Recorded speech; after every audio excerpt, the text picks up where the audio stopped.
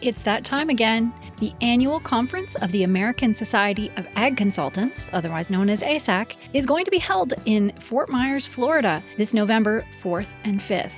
Kurt Covington is one of 9 professionals who will address the conference. The other speakers who will cover a wide range of topics represent Florida Farm Bureau, Florida Citrus Commission, University of Tennessee Institute of Agriculture, National Ag Law Center, Risk Mitigators and Advisors, Tyler Associates, as well as the lead economist for dairy at CoBank, and myself, Chrissy Wozniak from North American Ag. The day and a half of presentations will be followed by ag tours on Tuesday afternoon at Echo Farms, one of my favorite places here in Fort Myers.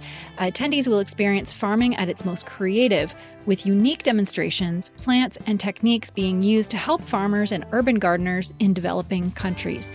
A second tour at Echo will showcase simple technologies that can improve food, water, and shelter for millions of people. A third tour of a hydroponic grower is also being planned. For more information and to register, visit www.agconsultants.org. That's www.agconsultants.org. See you there.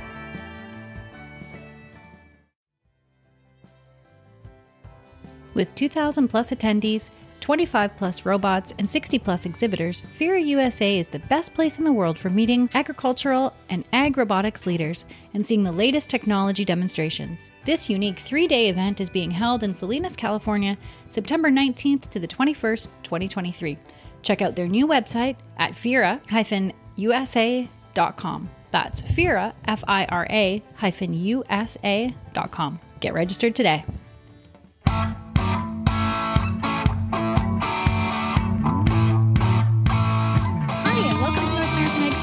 I'm Chrissy Wozniak.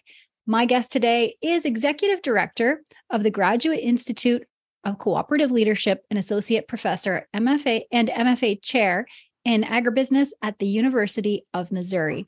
Her passion is to assist cooperatives in elevating their success and prominence by partnering to address the unique needs of agricultural cooperatives.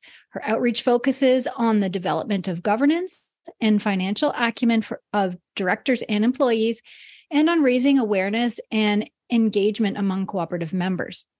Her research considers producers' opportunities through collective action within their supply chains and the consequences of consolidation on agricultural cooperatives. She's also a speaker at the Women in Agribusiness Summit that is coming up in Nashville in September. And she's going to be talking about leveraging the cooperative model in agriculture. From Columbia, Missouri, I'd like to welcome Dr. Keri Jacobs. Welcome, Keri, and thank you so much for your time today. Thank you, Chrissy. Appreciate you having me today. Yeah, so let's start off with your background. Did you grow up on a farm? I did. I grew up on a row crop and hog farm in eastern Iowa. Lived, small town background and upbringing. I stayed in Iowa for my undergraduate degree, and then I had some time off between I started a career in agriculture following undergrad.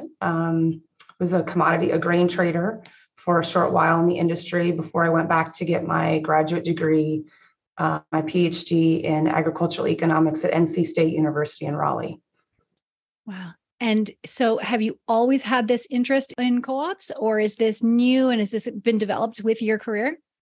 This is developed with my career. My first job out of grad school was at Iowa State University, and that role was primarily teaching and research related to agriculture and agribusiness. And it was through that I learned about cooperatives and had the opportunity to move in a role there that focused on cooperatives and really focused on the outreach and developing directors of agricultural cooperative boards. I think many people don't understand that cooperatives are governed by producers. And so what that spoke to me because it was an opportunity to still engage with producers. I grew up with them. I know the language. I'm passionate about them and their livelihoods. So I moved into that role in 2012. And so I've really just been learning about cooperatives myself since 2012. And so in the world of cooperatives, I'm still relatively a newbie, but I think 11 years now under my belt. I moved to the University of Missouri again for an opportunity to continue to elevate in that role and serve cooperatives on more of a national scale. So I didn't have I grew up on a farm and our family did business with a cooperative, so I knew a little bit about them, but I didn't really have any formal education. A lot of our educational systems don't teach about cooperatives or agricultural cooperatives as part of business classes. And so I really didn't have any training as part of my education on it, but I've learned on the job and learned through my interactions with cooperatives. Yeah, that's what I found really interesting going through the agenda for women in agribusiness is, your topic really was intriguing because I feel like cooperatives are kind of left out of a lot of the conversations, even though they're so important to farmers. So for people, farmers know what they are and what they do, but for our audience of agribusiness professionals and people, consumers that are listening in, can you explain their role in the life of a producer and kind of the structure too? Sure, happy to. So cooperatives in general, whether we're talking about agriculture or any industry, and in the US, we find them in every industry, healthcare industry, home health, et cetera, but specifically in agriculture. In the US, our agricultural cooperatives were formed, some of them, almost 20% of our existing agricultural cooperatives today are more than 100 years old. And their history dates back to farmers' need for more bargaining power, for more even playing field when they were trying to market their commodities, when they were trying to purchase the inputs they needed to produce their materials. And so farmers began to act collectively and form these associations of producers. So many of the roots of our existing agricultural cooperatives today, some of which are very large, go back more than 100 years, but it arose out of a need.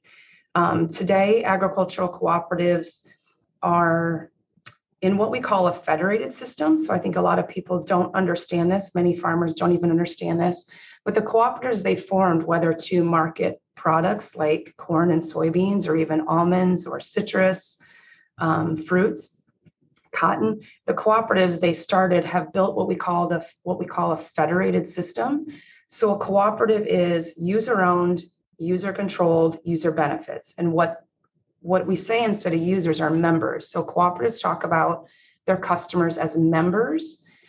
Farmers own, in agricultural cooperatives, farmers own, they capitalize the cooperative.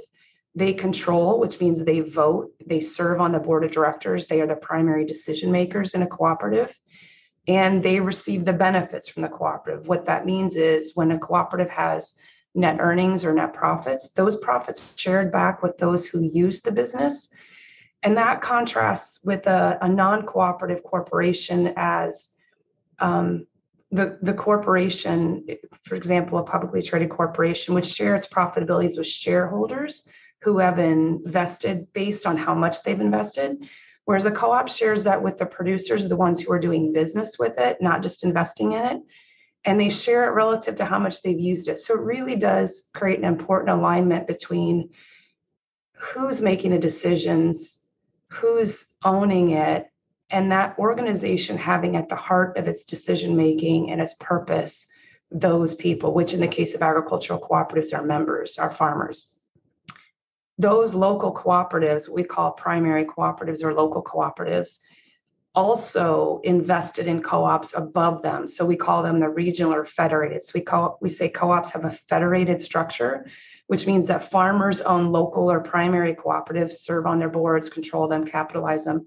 And those individual co-ops collectively started cooperatives at a higher level. And so we have this federated tiered system. And what's so important about that is it's the mechanisms that have allowed producers to make these investments because producers own them, they capitalize them. It's the producers' earnings that are going in, the earnings through collective action that are going into the cooperatives. It allows them to extend further into their supply chains from the farmers, either upstream in terms of the input supply and the services, or downstream in terms of commodity marketing, marketing their agricultural output. So it really is an important part of our agricultural economy to have that sort of ownership diversity in the ag economy. Yeah, excellent breakdown. And ag is becoming increasingly more complex every year, even every 6 months, every quarter. So how is the co-op's provision of value to farmers changing? It's a great question. I think if we look back, what the original purpose for founding is, it's to give producers a more power in the marketplace by acting collectively. And they viewed at that time, 100 years ago in some cases, they viewed at that time the most important thing was market access. Through time, some of that provision of value that cooperatives have provided has been things like investing in assets. We call that PPE, property, plant, and equipment, that is intended to enhance the livelihoods of producers. So, for example, we think about co-ops making investments in speed, space, and technology, right? That allows producers to be more efficient in their own operations. It's important. It's been an important part of farm incomes, especially in some industries like the dairy industry. And it's important in all of them, but especially for the co-ops that are specifically marketing producers' commodities directly or processing them. In the case of cranberries or soybeans or citrus, the co-op plays a huge role in terms of income and the stability of income and the predictability of income that farmers are getting from their marketed crops through that collective action. And I think what we see a lot, that will maintain.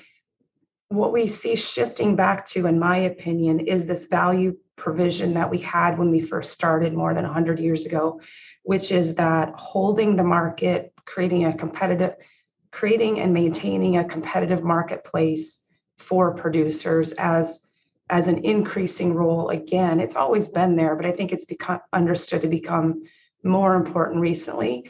Also, in the age of technology, farming is incredibly capital intensive. When we think about how quickly things are changing, sustainability metrics, diversity, equity, inclusion, transparency, conservation, all of these things farmers are able to aggregate and think about at the co-op level. So farmers individually can make those investments and make the industry changes through the cooperative instead of having to adopt individually and figure this out individually on their own farms.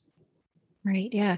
And do you see cooperative model expanding into possibly equipment sharing? Have you heard of that?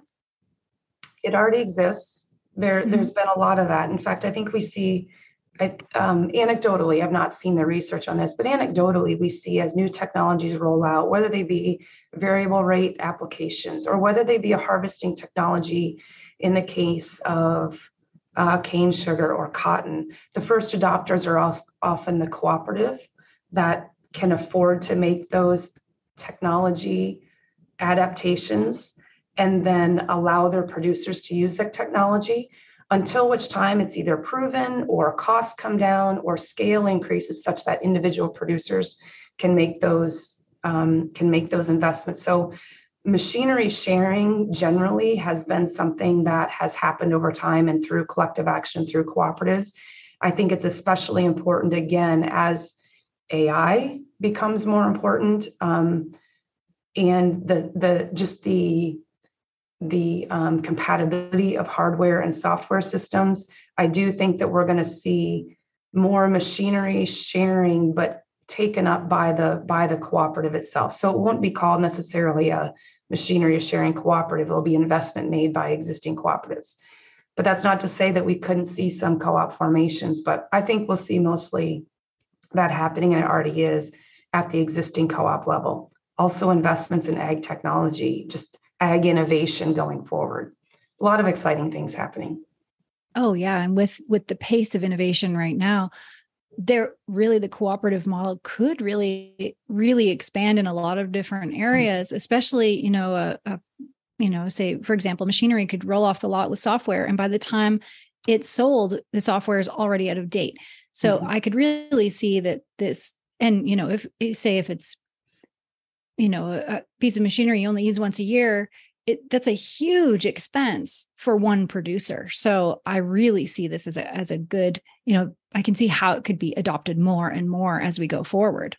Yeah, I agree. And that has been done in the past. It's something that's kind of been a staple, especially of the input supply and the service cooperatives. I think we'll continue undoubtedly to see that happen. And what's so important about that is without getting too technical, that is different than farmers leasing equipment from, not to say that that's a bad thing, but it's a difference when you can own and control that innovation, that technology, that equipment at an organization that you have a say over, and those costs can be spread among many producers versus individually co-ops kind of going into the market and seeking lease and seeking terms on their own.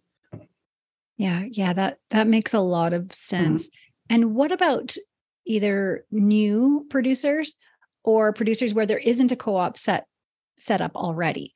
Is it possible to start your own or start one in your community? It is.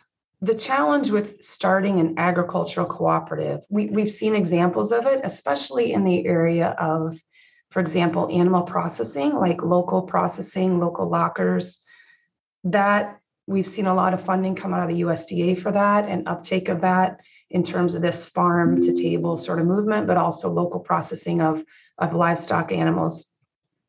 But as far as starting a marketing cooperative, starting a new supply or service, the capital investments are so massive that it's hard to imagine one starting from ground zero at this point, but it's not impossible. I think where we see a lot of the innovation would be in the smaller producers, underserved producers, whether they be beginning farmers or minority. We are seeing some movement in more collective action, cooperative style aggregation of activities. But to start a new cooperative with the traditional ag marketing or input supply cooperative would be a heavy lift. I think that those needs will be met by the existing co-ops in the space to the extent possible. Right. Yeah. And with technology and how fast information moves, I'm sure that the physical territory means less now than it did in the past, where each one could be bigger now. Is that true?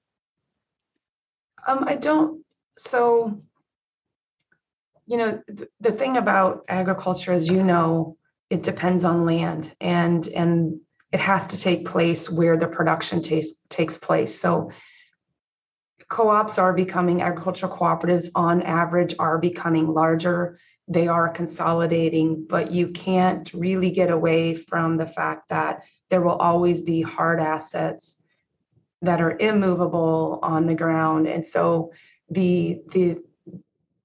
where the cooperative activity takes place is still going to have to be where the agricultural production takes place. I don't know if that answered your question, but I think that's such an important, technology is undoubtedly going to change that. It'll change how we service agricultural production, but it's going to be wherever production is taking place. And that is shifting too, we know. Mm-hmm. Yeah, that makes sense. And in your talk at the Women in Agribusiness conference, what are you going to be focusing on? So this is my first time at this conference, and I'm anxious to meet all the attendees and the women there and get to understand what the conference is about and the breadth and the scope of the activities and discussion.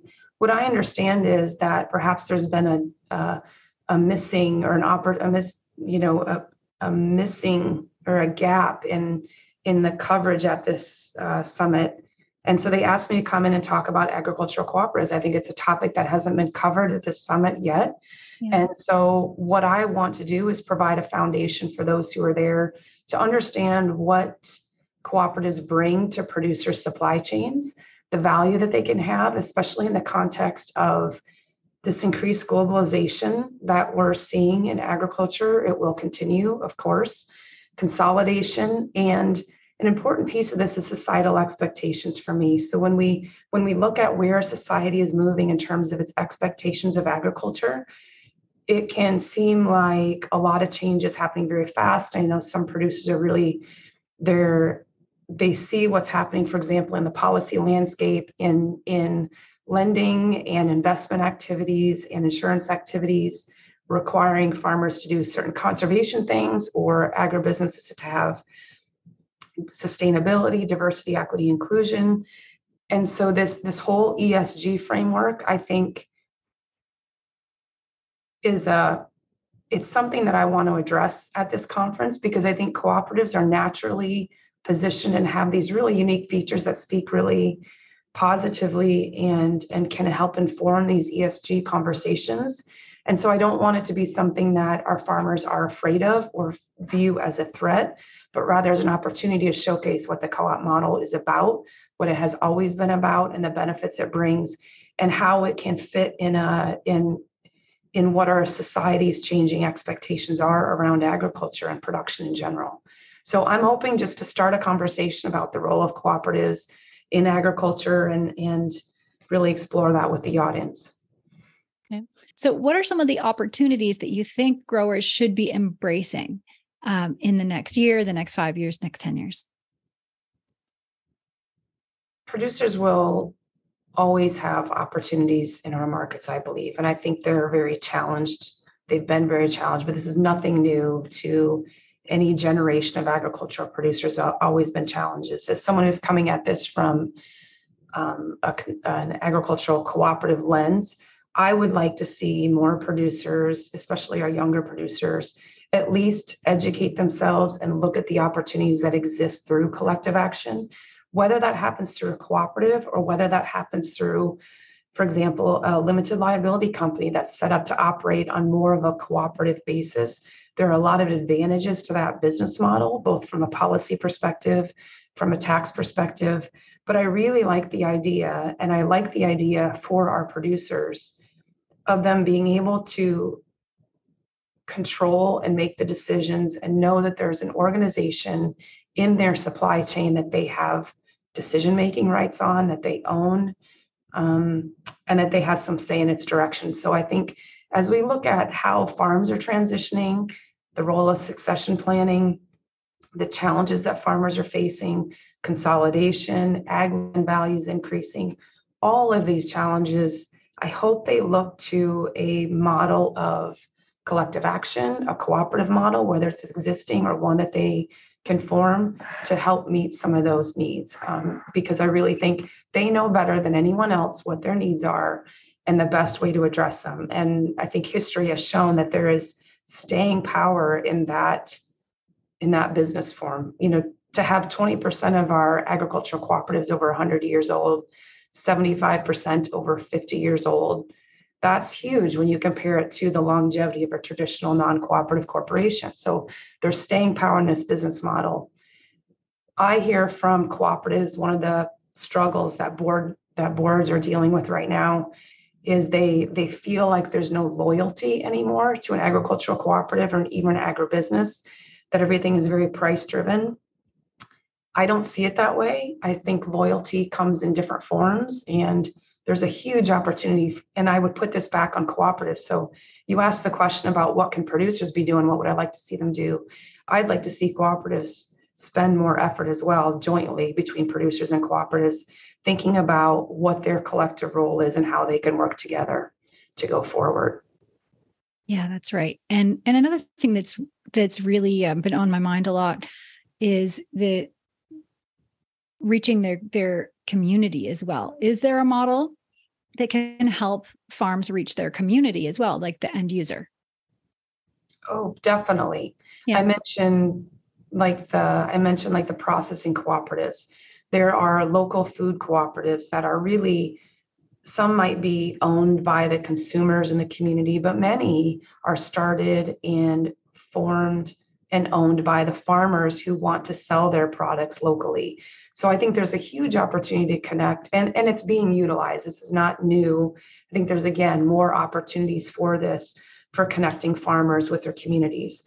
We know, and there's lots of research to show and data to show, that the importance of agricultural cooperatives to the rural communities that they exist in, whether that be through employment opportunities that exist in those rural communities. In some cases, the agricultural cooperatives are the largest employers in the small towns. Right. And so they bring in, that's a revenue base, that's a tax base for that community. It helps the schools, it helps employment in that area. So there's just a lot of natural connections between ag co-ops and producers, and being able to provide for the community and have that feedback.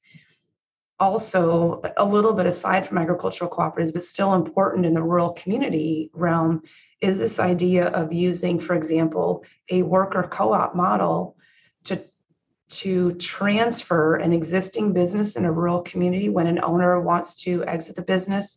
The common example used is like a local hardware store or like a local shopping or a local grocery. There's a really robust movement around transitioning those rural businesses through a worker-owned model, which is a cooperative. And there's nothing to say that the local agricultural cooperatives can't get involved in that effort, provide assistance, provide, even if it's a little bit of financial assistance to that. So there's just a lot of opportunities for agriculture to not only contribute to, but benefit from a strong rural community. It's so important. That's amazing. And so I have one last question for you. Why do you serve this industry and what are you the most passionate about?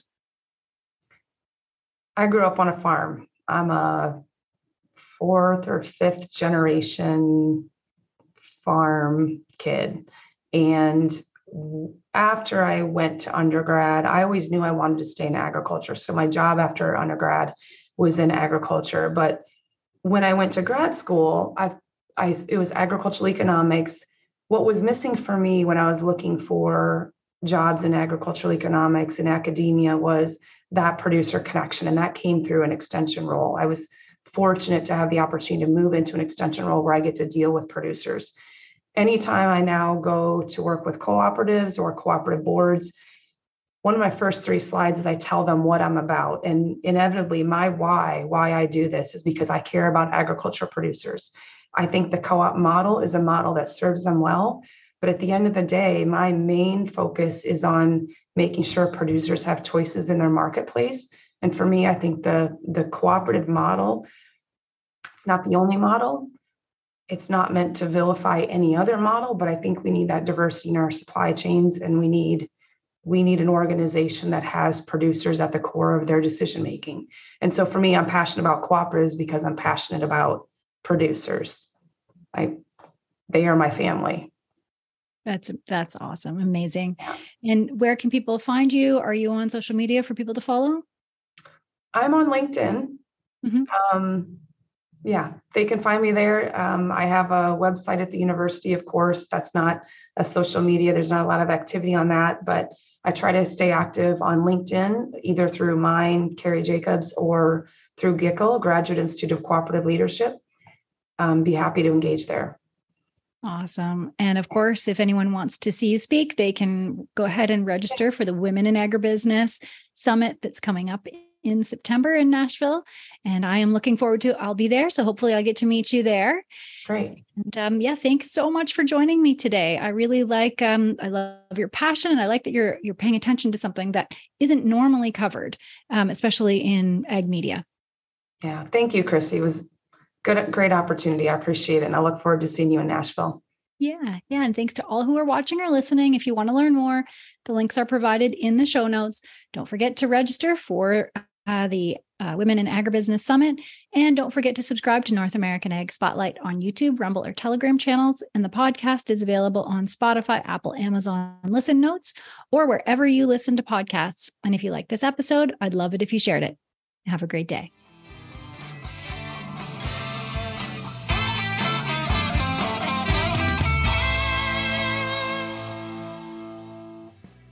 Our newest podcast by North American Ag is called What Color is Your Tractor? The stories behind the ag brands you love and the ag brands you love to hate. Hosted by me, Chrissy Wozniak. We take a deep dive into the companies that have built modern agriculture. Subscribe on your favorite podcasting platform. Go to whatcolorisyourtractor.com. Available on Apple, Amazon, Spotify, Stitcher, or wherever you listen to podcasts.